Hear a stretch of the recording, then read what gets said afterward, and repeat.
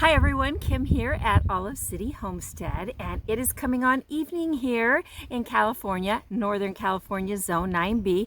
It's finally cooling off, got a little bit of a breeze. It was 95 degrees Fahrenheit here today on May 23rd, 24th, something like that. And I'm here today to share with you about how you can grow so many more plants for free, tomato plants to be exact. You can clone your favorite plants, whether they're ones that are growing this year and you're already in love with them, or perhaps you ran out of seeds, perhaps the birds ate your seedlings. I've had that happening with some of my new plants this year. Or perhaps you just love tomatoes and want more of them. Or perhaps like me, some of those things are true, but even more important, you have some old tomato plants, plants that you were growing last year and somehow they survived the winter and they're still here today. Maybe they look pretty good if you're saying maybe zone 10.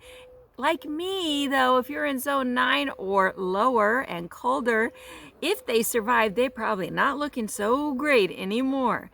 But they might have some suckers on them, and if they do, you can use those suckers and kind of cheat the game and get ahead in the growing process and have a harvest of tomatoes sooner than you can imagine.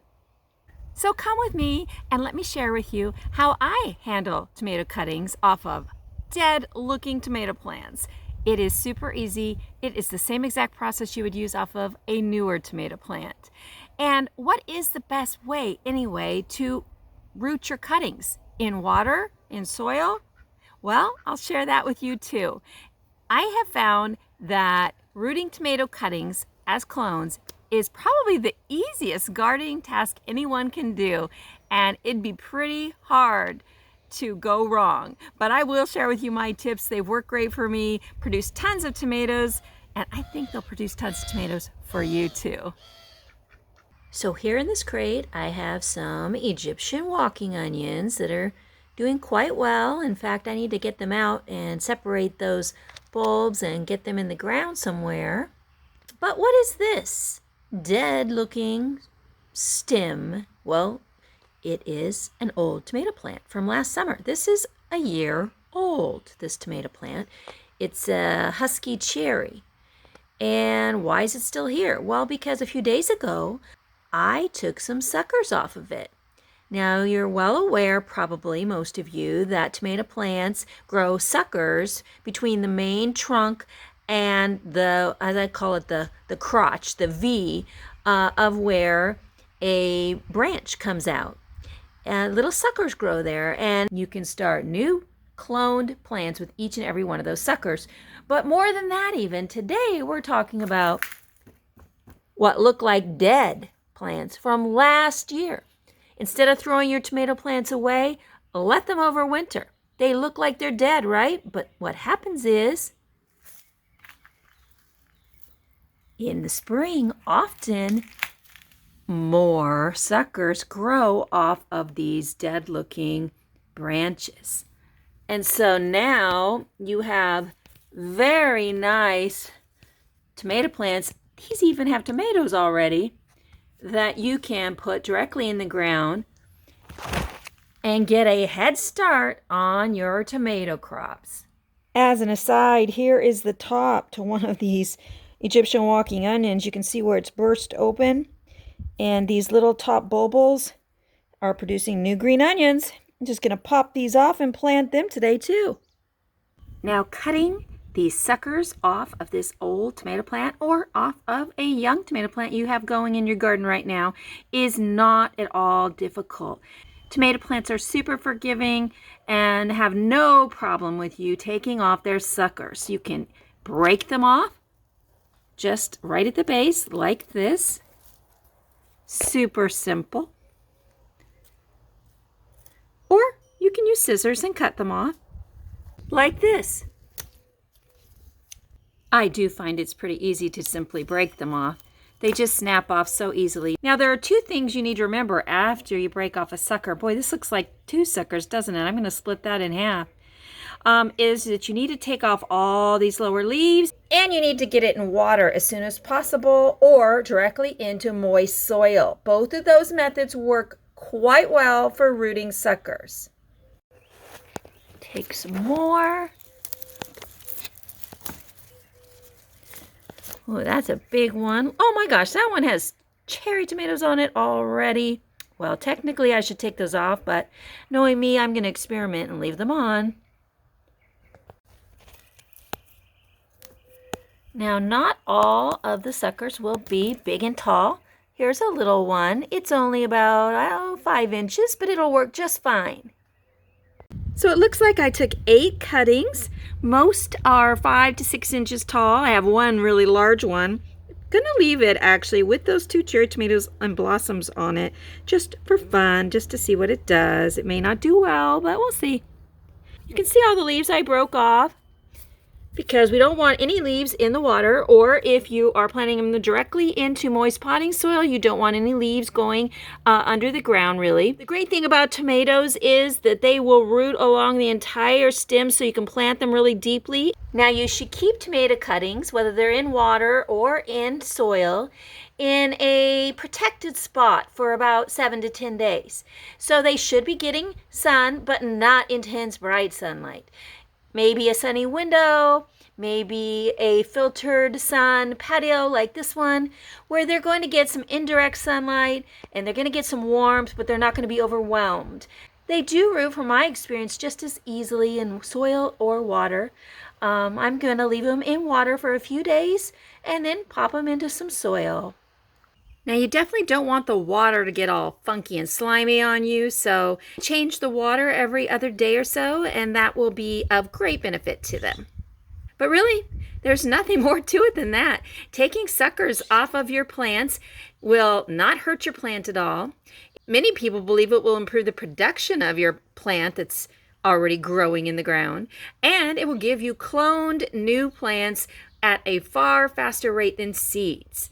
And if you have old plants from last year that are growing suckers along what look like dead vines, you can take advantage of that and get a real head start in your garden. And here's an example of a different cherry tomato, a black cherry tomato sucker. Very short, only about 3 inches maybe before I planted it. Now it's only about 1 inch above the soil. It's only been planted about 3 days and it is looking great. This one was about 5 inches tall before I planted it. Now it's about 3 inches tall. Again, been in the soil about 3 days and it's looking alive. And the tomato suckers that I took off the year-old dead-looking plants are sitting in my windowsill in their jars of water, looking great, and we'll check back in with them in a few days. Now it's 9 days later. How do you think they did? Let me give you a close-up. I think you'll be surprised, pleased. I know I was, that out of the 8 cuttings, 7 of them did spectacularly. Are there any roots growing?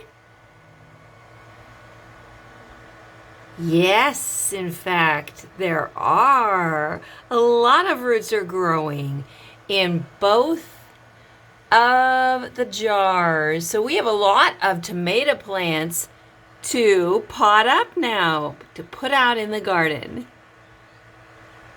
Now, I had one very interesting result from my experiment, and that was my large cutting, the one that actually had tomatoes on it and blossoms. Well, as you can see, perhaps some of the leaves look pretty yellow. Many have fallen off the plant. Now, I will say that this plant and all of these cuttings were subjected to a very large windstorm for 2 days. And I didn't shut the window. I let the wind come through. And you know what? It didn't harm any of the cuttings except the large one that I had left the blossoms and tomatoes on. And another key point of interest, absolutely no roots on this one. All the energy was put, I believe, into keeping these tomatoes alive. Now, I am going to take all the healthy, vibrant cuttings with tons of roots, and I'm going to plant them. But this one, I'm not going to give up on it yet. I'm going to take the cherry tomatoes off, and I think I might split that cutting right in half at the V and try to get roots from those 2 cuttings. But meanwhile, we've got success with these 7 cuttings, so let's go plant them up. Now, this is the only tomato plant that is over a year old that I kept going all winter that actually came back nicely in the spring, and as you can see, has produced some tomatoes already. There's a couple of green ones on there and one that's turning red. This is about 15 inches high. I don't remember what kind it is, but I am going to keep it going because it looks pretty healthy. Now, as you saw, the other ones look totally dead, even though they are producing nice suckers that I'm using to clone new plants. Now, I'm going to plant a second tomato plant, one of the ones that have rooted in this large grow bag with this tomato plant. I also have an empty pot right here next to my coreopsis, my tickweed, that I am going to plant one of the rooted cuttings. Those black cherry cuttings that I planted directly in the soil are still doing fine. Where's the other one? There it is. Yes, they're still doing fine. But yes, I'm going to plant one right here. So normally when you plant your rooted cuttings, you want to plant them in the evening or the early morning. You don't want to plant them in the heat of the day. Personally, I prefer the evening. That gives them a whole 12 to 15 hours to acclimate before the sun starts warming up the next day. Now you want to wet the soil down before you put your cutting in.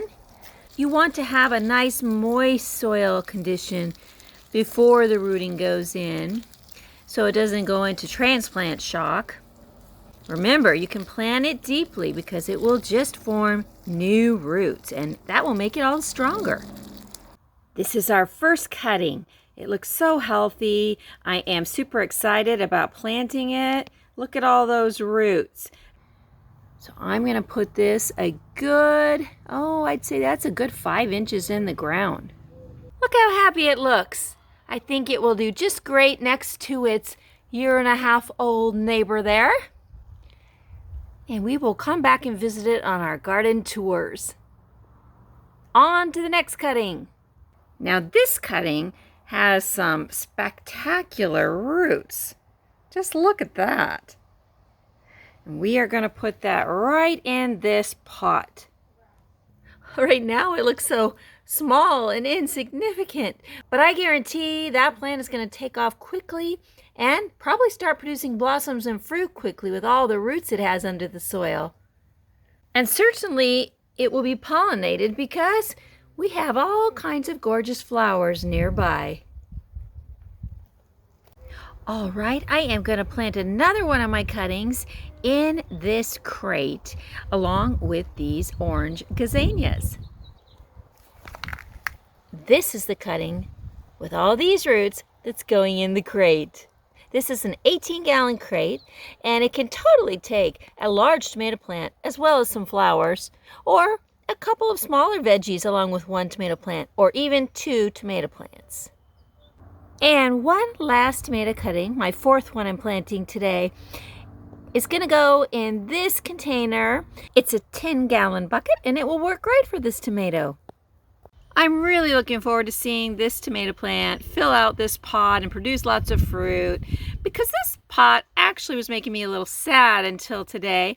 It held the remains of a very dead peanut butter tree, and yes, that made me sad. Last year I bought several very interesting and unusual tropical fruit trees. 2 of them were peanut butter trees, and while one of them did survive the winter and is starting to come back and look great now, the other one died a slow death, and I finally gave up on it the other day and realized it was not coming back to life. But now I'm using the pot for this tomato, and that's how gardening is. Sometimes things don't work out, but there's always a chance to start again with something new. Now remember, not only do you want to water the soil before you put in your new rooted cutting, but you also want to water it in after you've planted it.